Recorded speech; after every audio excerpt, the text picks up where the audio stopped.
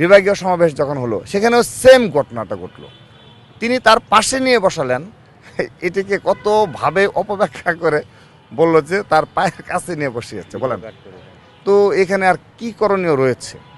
তারপরে লাস্ট আমি একটা বিষয় বলে শেষ করছি। দেখেন আজকে সোশ্যাল মিডিয়া কোথায় গিয়ে ঠেকেছে, এবং এখান থেকে এই সংস্কৃতি থেকে আমাদের হয়তো মুক্ত হওয়া খুব কঠিন হবে যদি না আমাদের বড় ধরনের কোনো সম্মিলিত পদক্ষেপ না নেওয়া হয়। আপনাদের মনে রয়েছে 2025 সালের 8 মে এই সাবেক রাষ্ট্রপতি আব্দুল হামিদ খান তিনি বিদেশ ভ্রমণ করেছিলেন।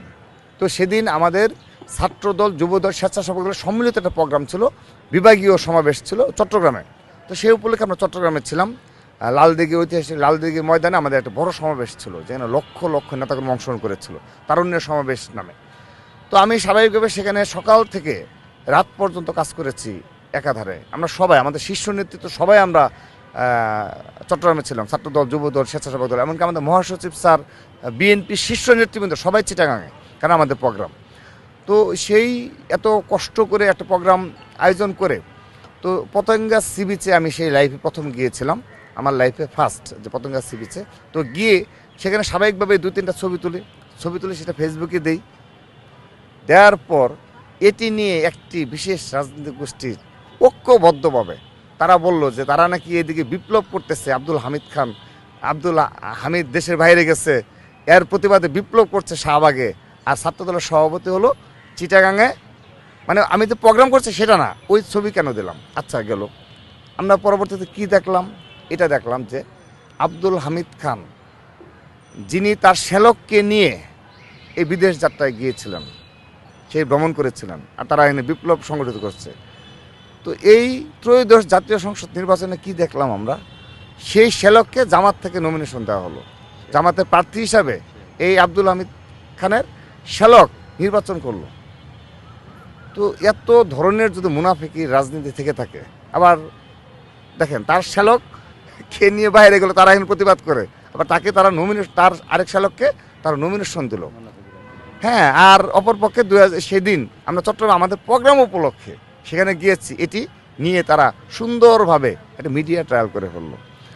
তো এখন আমি আরেকটা প্রশ্ন রাখছি, দেখেন আপনি এই যারা এই যে এই কাজগুলো করে বেড়ায় ঐক্যবদ্ধভাবে, এরা কিন্তু ঐক্যবদ্ধভাবে এই কাজগুলো করে অপসাংবাদিকতার সাথে তারাই জড়িয়ে পড়ে। আপনি দেখেন যে এই বাংলাদেশ সেনাবাহিনী নিয়ে সর্বশেষ শাহবাগে এবং এখানে একটি বিশেষ রাজনৈতিক গোষ্ঠী, তারা ঐক্যবদ্ধভাবে, এমন কোনো প্রপাগান্ডা নেই তাদের নামে করা হয়নি। 5 আগস্টের পর আমরা দেখেছি, কি দেখেছি, যে তারা বলল যে সেনাবাহিনী আওয়ামী লীগের নেতাকর্মীদের মানে সেফ এক্সিট দিয়েছে। আচ্ছা ঠিক আছে, তারা বলেছে, তো সেনাবাহিনী সেফ এক্সিট দিয়েছে। তারা কিন্তু 1.5 বছর ক্ষমতায় ছিল, এই এনসিপি বলেন কিংবা জামাতের কথাই বলেন, তারা ক্ষমতায় ছিল। তো সেই ক্ষমতা থাকাকালীন সময় একজন সেনাবাহিনীর একজন সদস্য কোনো বিচার করেছে? তারা করেনি কিন্তু। আচ্ছা, বিএনপি এসেছে, বিএনপি ক্ষমতায় এসে শীর্ষ নেতৃবৃন্দে রদবদল করছে, তারা যেখানে প্রতিবাদ করবে যে এদের বিচার করা উচিত, তারা আরও বলতেছে কি যে এটা নাকি অন্যায় হচ্ছে। তো দেখেন কত বড় মুনাফিকি রাজনীতি। তারাই এই 1.5 বছর যাবৎ বলে আসতেছে সেনাবাহিনীর শীর্ষ কর্মকর্তারা কি করছে, সেফ এক্সিট দিয়েছে। তো তাদের বিরুদ্ধে না আপনারা না প্রতিবাদ করেছেন, অনেক তো মব করেছেন এই ইস্যুতে, তো আপনারা না তাদের বিচার চাইবেন। তো তাদেরকে বিএনপি রদবদল করছে ওয়ান কাইন্ড অফ, মানে যাই করুক না কেন।